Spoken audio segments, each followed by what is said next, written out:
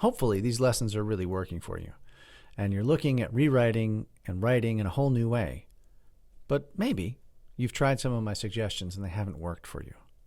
That's because sooner or later you're going to run into some pretty serious problems with a piece of writing that can't be solved by crossing out adjectives, or by staring at my little equation, or buying a novelty kitchen timer on Amazon. But before you come after me with an angry mob, let me see if I can sort it out for you in a lecture called What If None of That Works? So here's the thing. The meaning.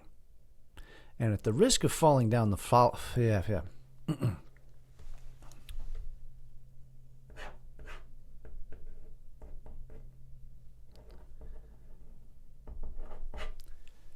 the meaning. Now, at the risk of falling down the philosophy rabbit hole, where does meaning come from? Well, it's something like this. You have an idea. Nobody really knows how this happens, but it does all the time to everybody. And you write it down, but when you read it, you have the disturbing experience of realizing that either what you wrote doesn't fit the idea or the idea isn't very good. So you iterate.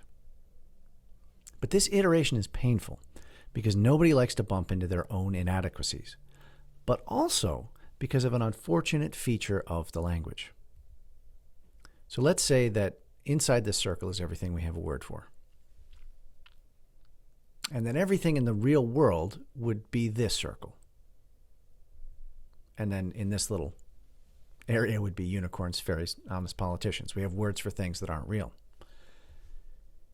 Now, it's a crazy thing to think about, but language has limits.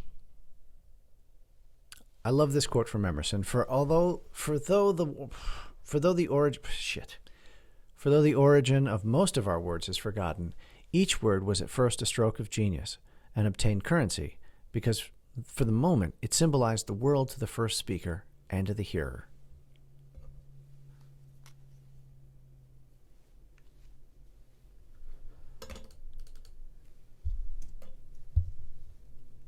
All right.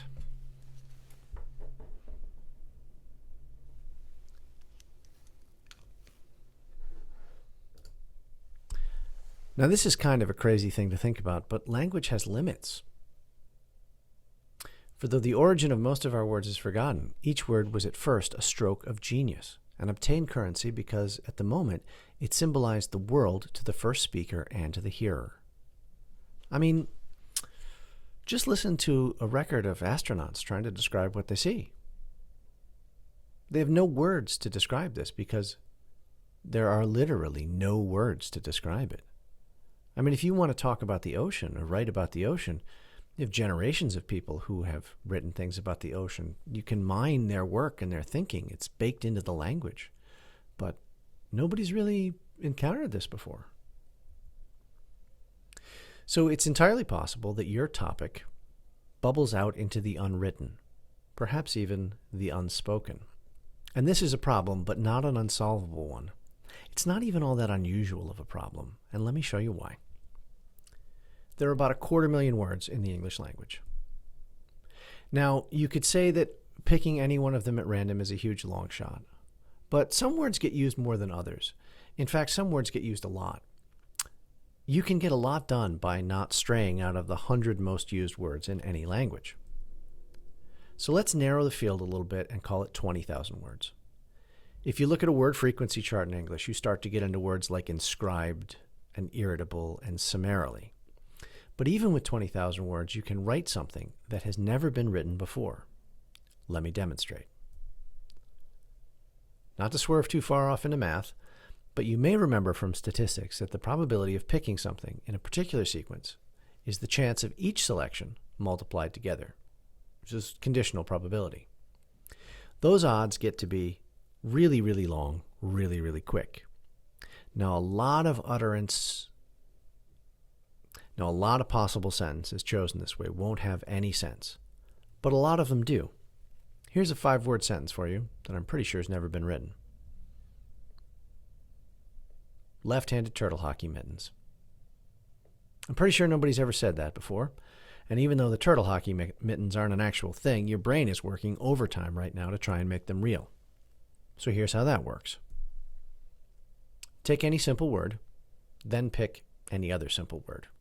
I'm going to go with ham and funnel. Now you put them together. Ham funnel. Ham funnel. You see, something magical happens. You create a meaning that wasn't contained in either of the original words. And if you flip it, it changes again. Funnel ham. With all these choices to make, you have to have something to aim at to know which words to kill. Otherwise, how do you know if you're making it better or worse? In essence, how do you figure out what you're trying to say? Well, there's a process, and we call it writing. Here are 2 ways to make it easier.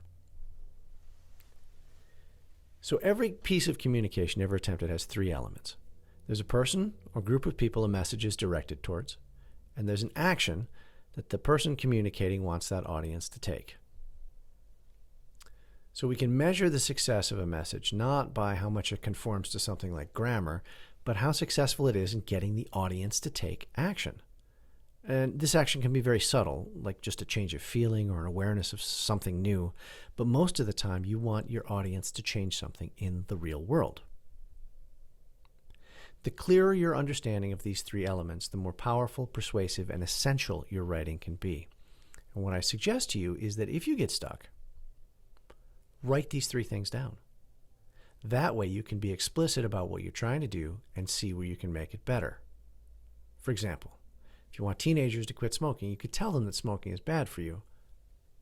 That doesn't seem like it's going to work very well because everybody already knows that smoking is bad for you. This is not new news, right? But if you look at it for a little while and you think about it, maybe you can make it this. You want to get teenagers to quit smoking, and then you tell them when you smoke, nobody wants to kiss you.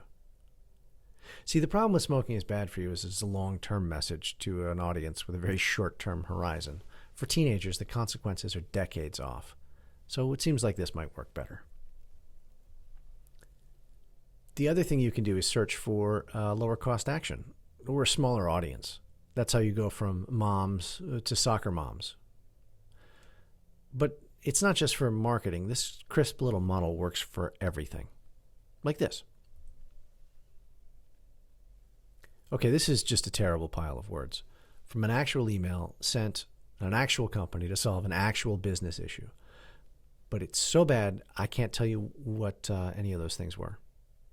But if you pick an audience and a specific action, this thing can be quickly fixed.